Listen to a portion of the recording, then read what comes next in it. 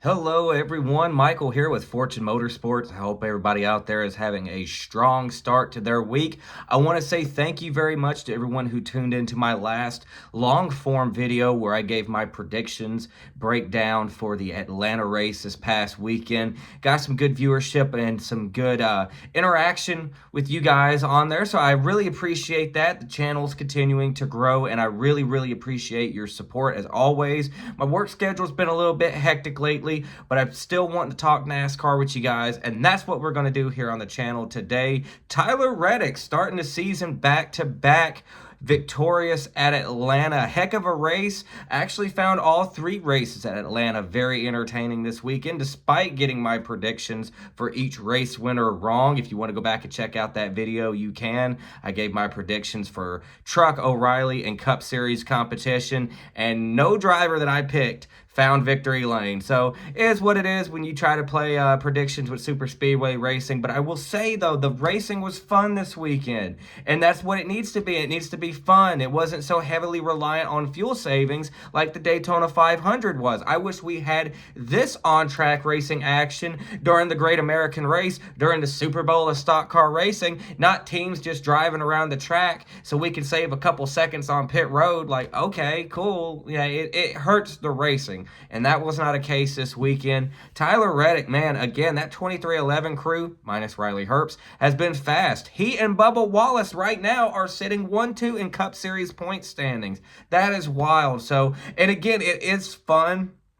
Shout out, I want to know a comment down below if you feel this way too. It's been a long time since I've had this feeling of, hey, we've got to watch the points. It's not just, oh, well, Tyler Reddick has won the last two races. He's in the playoffs. No, that playoff, get that garbage out of here. It's refreshing. Like, I'm happy. Like, oh, points. Not that points haven't mattered. I'm not going to say points haven't mattered, but the winning you're in format, it's like, okay, they won. So they can have a lackluster 25 other races until the playoffs start and then end up just finishing 16th predictably.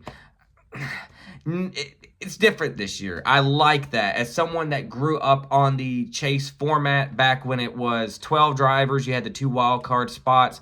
When it went to the playoff format, at first I thought that was kind of cool and then kind of gimmicky at the same time. Like, okay, you're not March Madness, but all right, whatever.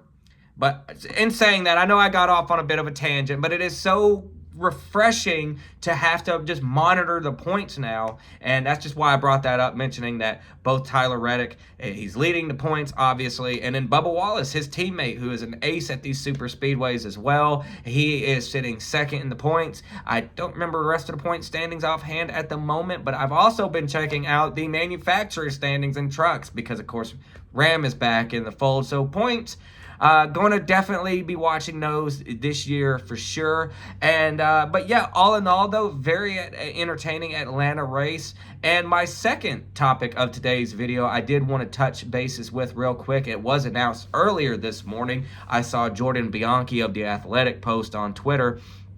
Keelan Harvick, second-generation driver, has been signed to a Toyota Racing developmental contract. I thought he probably would go the way of Chevrolet, end up in a truck team, possibly like Nice Motorsports and Junior Motorsports, and then somewhere up along the line, Cup. Probably not RCR, but like Hendrick, for example. Just fantasy mapping things out. That's not the case. And why didn't I mention Ford? Because Ford doesn't have a developmental pipeline. It's non-existent. I mean, you got two strong truck teams that are Ford affiliated in the truck series with Front Row and ThorSport. Got that. And no disrespect to AM Racing and Hettinger Racing in the O'Reilly Auto Series, but come on now, really? So Toyota, it makes sense. We'll have to see though. Toyota does have a history with their guys that they develop, some girls too, mentioning Haley Deegan, of letting them slip away to other people. William Byron's one name that comes to mind. You had Joey Logano back in the day. What about Eric Jones? What about Daniel Suarez, both of their tenures at Joe Gibbs Racing? What about Corey Heim right now, who isn't even full-time in any series after having the most dominant Craftsman Truck Series season of all time? So, Toyota, like, they have a strong developmental system. They can certainly develop talent. That's not the issue. Sometimes the issue is retaining them. But Toyota, I will say, they do have more teams. They have more seats open in Cup now than they did when I first started watching NASCAR. More competitive teams that weren't just Joe Gibbs Racing. You do have 2311, and you do have Legacy, who is building up their program.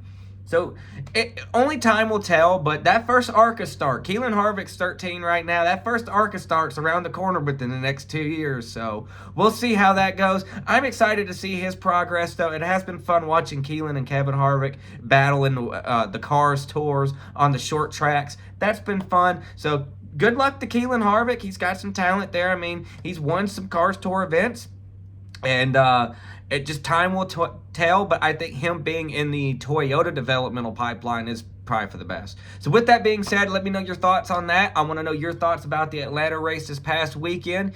And until next time, guys, thank you so much for the continued support. I really appreciate it. You guys are awesome, and I'll catch you next time.